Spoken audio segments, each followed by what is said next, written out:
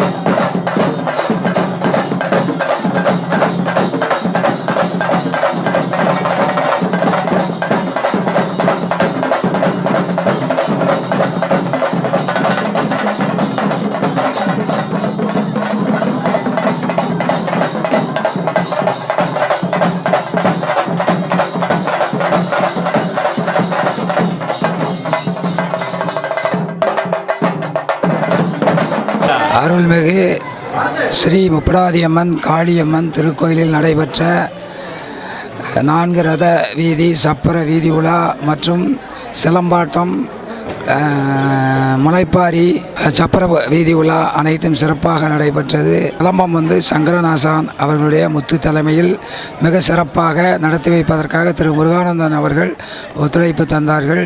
அனைவருக்கும் வணக்கம். இன்று எங்களுடைய பாபாத்தருவில் 100 ஆண்டு கால பழமையான முப்படாதியம்மன் கோயில் திருவிழாவும் ஸ்ரீ காளியம்மன் கோயில் திருவிழாவும் இன்றைக்கு கோயில் கொடை சிறப்பாக நடைபெற்றது. இந்த கோயிலுடைய சிறப்பம்சம் என்னவென்றால், திருநெல்வேலி மாவட்டத்தில் இருக்கக்கூடிய, அதாவது இந்த சுற்றளவில் இருக்கக்கூடிய எங்களுடைய ஊர் கிராமமான நெல்மணிகளை நாங்கள் திருநெல்வேலி நெல்லையப்பர் கோயிலுக்கு சமர்ப்பிப்போம். அந்த முப்படாதியம்மனுக்கு இன்றைக்கு போன மாதத்துக்கு முன்பாக கும்பாபிஷேகம் நடைபெற்று அதோடைய தொடர்ச்சியாக இந்த மாதம் செவ்வாய்க்கிழமை கோயில் கொடை விழா சிறப்பாக நடைபெற்றது. இன்று அம்பாள் பவனி 4 ரத வீதியை சுற்றி வரக்கூடிய ஒரு நிகழ்ச்சி இன்று நடைபெற்றது. இந்த நிகழ்ச்சியில் ஆசான் சங்கர் ஆசான் இவர் பாண்டிச்சேரியில் டாக்டரேட் பட்டம் வாங்கியவர். அவர் இன்றைக்கு இந்த விழாவில் அவருடைய திருமலை சிலம்பு குழுவை வைத்து இன்று 4 ரத வீதியிலும் கண்கொள்ளா காட்சியாக இருந்தது.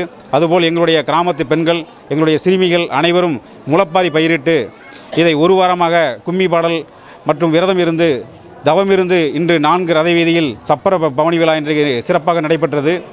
இந்த விழாவை அடுத்ததாக இப்போது சாமக்கொடை தயாராகி கொண்டிருக்கிறது. அது மட்டும் இல்லாமல் உஸ்நாத் முத்துகிருஷ்ணன் அவர்களும் உடன் சேர்ந்து இப்போது எங்களுடைய மைதானத்தில் சிலம்பாட்ட அவருடைய முழு திறமைகளையும் இன்று இப்போது சமர்ப்பிப்பார்கள் நம்ம முன்பாக. இது ஒட்டுமொத்தமாக எங்களுடைய ஊர் பொதுமக்கள் அனைவரும் ஒன்று கூடி வரி வைத்து நாங்கள் ஊர் நாட்டாமையை தேர்ந்தெடுத்து அவருடைய மூலியமாக தலைமை தாங்கி இந்த கோயில் கொடை மிக சிறப்பாக நடைபெற்று ரொம்ப பிரமிப்பாக இருக்கிறது. கோயில் சிறப்பம்சம் என்றால், இந்த கோயில் 12 ஆண்டுகளுக்கு பிறகு கோயில் கொடை விழா நடைபெறுகிறது. இப்போதுதான் கும்பாபிஷேகம் நடைபெற்றது. எங்களுடைய அம்பாளிடம் எந்த வரம் வேண்டி கேட்டாலும் சரி, அந்த வரம் உடனடியாக அது நிறைவேற்றி தரப்படும். அதனால் இந்த ஊருக்கு வேண்டி வர தரக்கூடிய அம்பாள் என்றே ஒரு பேரும் உண்டு. எல்லாருமே இங்கே இருக்கிற ஒட்டுமொத்த கோயில் சுற்றி இருக்கிற எல்லாமே நன்கொடையாக வந்த காணிக்கையான பொருட்கள் தான். அதனால தான் நான் ஒரு சின்ன பேனர் ஒன்று உங்களிடம் சமர்ப்பித்தேன். லட்சம் தட்டு முன்னாடி வச்சுருந்தேன். 2024 கிரிக்கெட் மேட்ச் எங்களுக்கு இந்தியாவுக்கு கிடைக்கும், அதனால தான் ஆர்சிபிக்கு இந்த தடவையாவது கர்ணகாட்டு தாயே அப்படின்னு சொல்லிட்டு நாங்கள் ஒரு பேனர் வச்சுருந்தோம். எங்களுடைய நாங்கள்லாம் 90 கிட்ஸு, எங்களுடைய தலைமையிலாவது ஆர்சிபி எப்படியாவது வின் பண்ணணும்னு நாங்கள் அம்பாள்கிட்ட ஒரு கோரிக்கை நாங்கள் கிரிக்கெட் டீம் சார்பாக வச்சுருக்கிறோம். நன்றி, வணக்கம்.